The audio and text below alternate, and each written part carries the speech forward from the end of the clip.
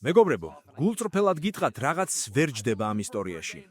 უკვე ერთი დღეა ვცდილობ გავარკვიო რა აკლია მთლიან სურათს. თითქოს ვეძებ ერთ პატარა დეტალს, რომელიც ყველა ნაწილს ერთად უნდა აკავშირებდეს, მაგრამ ვერ ვპოულობ.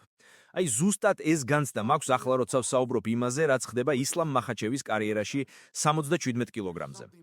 ყველაფერი წესრიგშია. გამარჯვებები, სტატუსი, პოპულარობა, მაგრამ მაინც ჩანს ერთი უხილავი სიცარიელე, რომელსაც ვერავინ ასახელებს. დავიწყოთ ქრონოლოგიით, როგორც ამას ნებისმიერი დეტექტივი გააკეთებდა. 2 კვირის წინ მთელი MMA-ის სამყარო ერთ მთავარ კითხვაზე იყო კონცენტრირებული. ისლამი თუ ილია ტოპურია, როდის, სად და როგორ შეხვდებიან ერთმანეთს? ეს იყო მთავარი თემა მედისონ სკუარ გარდენისკენ მიმავალ გზაზე. მე კი მინდა გიამბოთ ჩემი პერსპექტივით, რადგან თავად ვნახე, როგორ აიგო ისლამის პოპულარობა ნაბიჯ-ნაბიჯ. იმ დღეს, როცა პასიფიკის სანაპირო დაიწვა და ხალხი ევაკუაციას განიცდიდა, მთავარი ბრძოლა უნდა ყოფილიყო ისლამ მახაჩევი არმან წერუკიანი.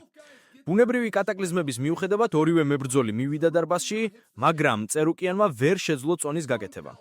სწორედ ამ მომენტში გამოჩნდა ისლაგის ხასიათი. მან დანა ვაიც უთხრა: ვინც წონას ჩააბარებს, იმას გაუვლი ოქტაგონში. ჩემთვის მნიშვნელობა არ აქვს, ვინ იქნება. მე ჩემპიონი ვარ და ამ სიტყვისკენ მდგავარ. ეს ფრაზა, ეს ქცევა, გონი სწორედ ეს გახდა მიზეზი, რის გამოც ისლამი ვარსკვლავად იქცა. როცა აუდიტორიამ გაიგო, როგორ მოიქცა ისლამი ამ სიტუაციაში, ეს მათ გულში ჩაეხატა. ბევრი რამ შეგიძლია ასწავლო მებრძოლს: სტრაიკინგი, გრაპლინგი, სტამინა, მაგრამ ხასიათი ან გააქვს, ან არა. მასთან ბრძოლაში დაუგეგმავად ჩაწერეს რენატო მოიკანო, მებრძოლი, რომელსაც ისლამი არც ერთი მომენტისთვის არ ელოდა. ამას დაემატა ის ფაქტი, რომ იმავე საღამოს ხაბიბ ნურმაგომედოვის გუნდი კომ თავარ ბრძოლაში დამარცხდა. მთელ გასახდელს დაეცა ენერგია, ემოციები. წარმოიდგინეთ მწრთნელები, რომლებმაც წარუმატებლობა განიცადეს რამდენიმე წუთის წინ, ახლა უნდა გაეღიმათ, თავიანთი გუნდი აემაღლებინათ და ემოციურად დაეღმარათ ჩემპიონს. ისლამი მაინც გამოვიდა ოქტაგონში და გამოიყურებოდა შეუდარებლად.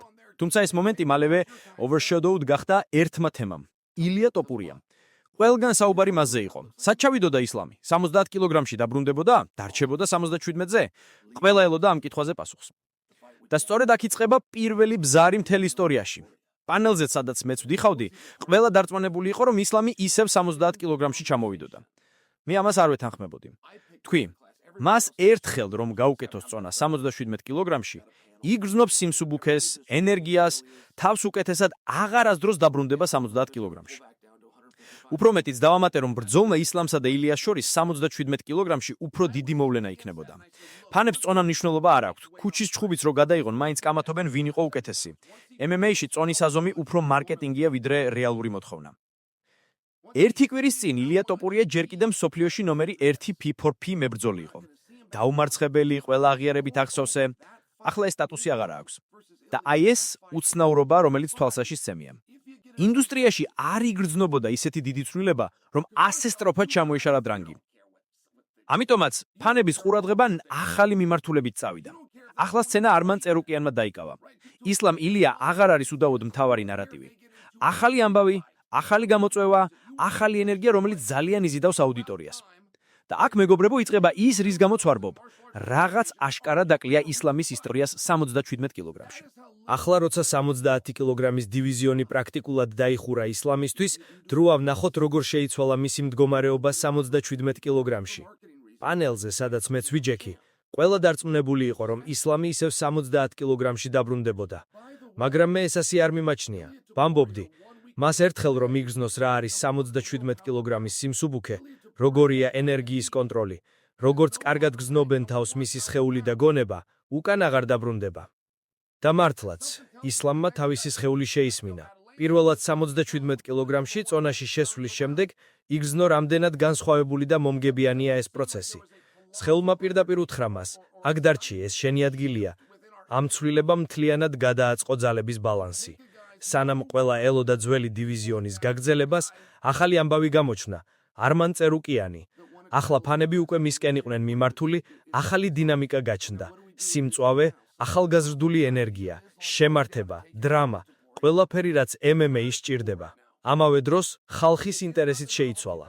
ახლა მთავარი კითხვა აღარ არის ისლამი ილია, არამედ ისლამი არმანი. ძველი ნოვლიტი დაკარგულია, replaced ახალი სცენარით. სწორედ ეს ახდენს იმას, რომ ბევრი ფანები ხმამაღლა აღარ საუბრობს ძველ მეჩაპზე, რადგან სცენაზე ახალი ისტორია დადგა. მოწინააღმდეგეების არჩევანი უფრო რთული გახდა. თეორიულად პირველი, ვინც მომწიფებულია სერიოზული გამოწვევისთვის, არის კამარო უსმანი. ბევრი ფანატი ელოდა ამ შეხვედრას.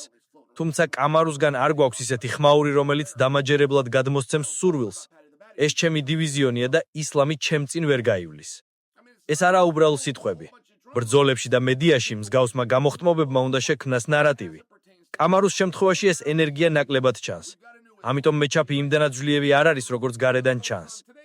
შემდეგ არის იენ გარიზე საუბარი. ყველა მიცის, რომ ის აუცილებლად მივა ტიტულის შანსამდე, მაგრამ ახლავე ეს ჯერ გაურკვეველია. დიახ, იენ გარი უძლიერი, ამბიციური. მედიის გამოყენებას კარგად იცნობს, მაგრამ ისლამისთვის მეჩაფს ერთ დეტალს აკლია. ნარატივი, რომელიც მაყურებელს აჩერებს ეკრანის წინ. ამავე დროს, მაიკლ მორალესი 19-0 გახდა და გააჩერა შონი ბრედი, რომელიც ადრე მაღალი დონის მებრძოლი ითვლებოდა. თუმცა გულწრფელად ფანებს ეს ბრძოლა არ აღელვებთ. რატომ? იმიტომ რომ არ არსებობს ისეთი საკვანძო კონფლიქტი, რომელიც დაუყოვნებლივ მიიძიდავდა მაყურებელს. ისტორიაა მნიშვნელოვანი, შესრულება მარტო არა. აქედან ვხედავთ, რატომ უგრძნობს ჩეილისონენი, რომ 77 კილოგრამში რაღაც აკლია.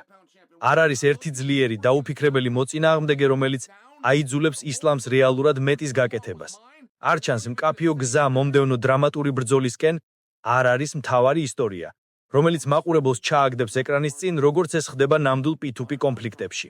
ამიტომაც მთავარი კითხვა რჩება, რა აკლია 77 კილოგრამში ისლამისთვის? რა იქნება ის დიდი, მკაფიო დრამატული, რომელიც მის კარიერას ახალ შტრიხებს დაუმატებს? აქვე ჩნდება შავქათ რახმონოვის სახელი, რომელიც შეიძლება იყოს missing piece. ის შეიძლება იყოს ის ბრძოლა, რომელიც აუცილებლად გვაჩვენებს, თუ ვინ მართლა არის ჩემპიონი ამ დივიზიონში. ამ ეტაპზე კითხვები მარტივია, მაგრამ პასუხები რთული. რამდენად სურს რახმონოვს ისლამთან ბრძოლა? რამდენად სურს ისლამს მასთან დუელი? მე ეს არ ვიცი, მაგრამ აუცილებლად უნდა გავარკვიოთ, რადგან სწორედ ეს აკლია 77 კილოგრამში. ნამდვილი სიუჟეტი, ნამდვილი გამოწვევა, ნამდვილი კონფლიქტი. ესაა, რაც ამ დივიზიონს ჭირდება. ესაა missing ელემენტი, რომლის გარეშე ყველა ბრძოლა უბრალოდ სანახაობა იქნება, მაგრამ არა ისტორია. ახლა მეგობრებო, როცა ყველაფერმა თავისი ადგილი დაიკავა, დროა შევხედოთ მომავალს 77 კილოგრამში. პრობლემა მარტივია, რაღაც კვლავ აკლია. ჩვენ ვხედავთ გამორჩეულ მებრძოლებს, გამარჯვებებს, ენერგიას, მაგრამ მთავარი ისტორია, მთავარი კონფლიქტი ჯერ არ გამოჩნდა. რაღაც ცარიელია სცენაზე, რაც მაყურებელს მოიცავს, რაც თამაშს სინამდვილეს სძენს. ფოკუსი ახლა გადავიდა შავკათ რახმონოვზე. შესაძლოა სწორედ ის იყოს missing piece. მისი გამოჩენა შეიძლება შეცვალოს 77 კილოგრამის დივიზიის დინამიკა, მაგრამ კითხვები ბევრია. რამდენად სურს რახმონოვს ისლამთან ბრძოლა? რამდენად სურს ისლამს მასთან დუელი? მე ეს ვერ გაგიზიარებ, საბოლოოდ მხოლოდ ვაფიქსირებ, რომ სწორედ აქ არის კრიტიკული მომენტი. და შემდეგ არის რეალური პრობლემა. როგორ აისაშება ეს მაყურებელზე? MMA ფანები გულს ირგებენ დრამაზე, კონფლიქტზე, შურისძიებაზე. როცა ჩვენ არ გვაქვს ნათელი მოწინააღმდეგე, როცა არ ჩანს მთავარი კონფლიქტი. სცენარი ვერ მიაღწევს პიკს. ხოლო ისლამი, მიუხედავად იმისა, რომ მზადაა ბრძოლისთვის, თითქოს ჰაერში დგას. გამარჯვების გზას ხედავს, მაგრამ არ ჩანს, ვინ იქნება მომდევნო საკვანძო წინააღმდეგობა. ახლა მეგობრებო, წარმოიდგინეთ, კამარო უსმანი და იენ გარი არიან შესაძლო მეტოქეები. მაგრამ მათი აქტივობა, ხმაური, განცხადებები, ემოციური აქტივობა არასაკმარისია, რომ ფანები ეკრანის წინ მიაჯაჭონ. ისინი უბრალოდ მეგობრების სავარაუდო ისტორიისთვის. ხოლო ისლამს, რომელიც უკვე დაიმსახურა ყურადღება და რომელმაც დაამტკიცა თავისი უნარები, ნამდვილად ჭირდება სერიოზული უშუალო კონფლიქტი, რომელიც ნამდვილად დააფიქრებს მსოფლიოს. მეორეს მხრივ მაიკლ მორალესი და შონ ბრედი მხოლოდ სტატისტიკა არიან. მათთან ბრძოლა არ ქმნის ისტორიულ ნარატივს, არ აძლევს მას მთავარ კონფლიქტს, რომელიც მაყურებელს დაიხურავს თვალებს ეკრანის წინ. ეს უბრალოდ კიდევ ერთი ფაით კარდი, რომელსაც დრო გადის და რაღაც დიდი აქ არ ჩანს. ეს ყველაფერი აჩენს კითხვას, რა აკლია 77 კილოგრამში ისლამისთვის? პასუხი მარტივია. ნამდვილი გამოწვევა. ნამდვილი მოწინააღმდეგე, ნამდვილი კონფლიქტი, ნამდვილი ისტორია, რომელიც პიკს მიაღწევს, რომელიც მაყურებელს დაუბრუნებს ემოციას, რომელიც ასწავლის, რაც არის ჩემპიონი რეალურად. და აქ დავდივარ დასკვნამდე. 77 კილოგრამის დივიზია მზადაა დიდი ისტორიისთვის, მაგრამ missing piece ჯერ არ გამოჩნდა. შესაძლოა ეს იყოს შავკათ რახმონოვი, შესაძლოა სხვა სერიოზული ახალგაზრდა კონკურენტი, მაგრამ ფაქტი რჩება უცვლელი. 77 კილოგრამში ისლამის ამბავი ჯერ სრულად არ დაწყებულა. მოკლედ მეგობრებო, ყველაფერი სერიოზულად იცვლება, ახალ გამოწვევას ველოდით, ახალ ისტორიას ვქმნით, MMA-ში მომენტუმ რეალური რამეა და ისლამი, მიუხედავად საკუთარი ძალის, საჭიროებს ვიღაცას, ვინც დაელაპარაკება პირდაპირ, მოუკითხავად, დაუფიქრებლად, ვინც შექმნის ნამდვილ დრამას ოქტაგონში. და აქ მთავრდება ჩემი დასკვნა, მეგობრებო. 77 კილოგრამში ყველაფერი მზადაა გასაკეთებლად, მაგრამ missing piece ჯერ არ გამოჩნდა და სწორედ ამიტომ ეს დივიზია, ისლამი და ჩვენ ყველანი აუდიტორია, ყველა მოუწმელოთ ველით იმ მომენტს, როდესაც ყველაფერი საბოლოოდ დაიშლება თავის ადგილზე.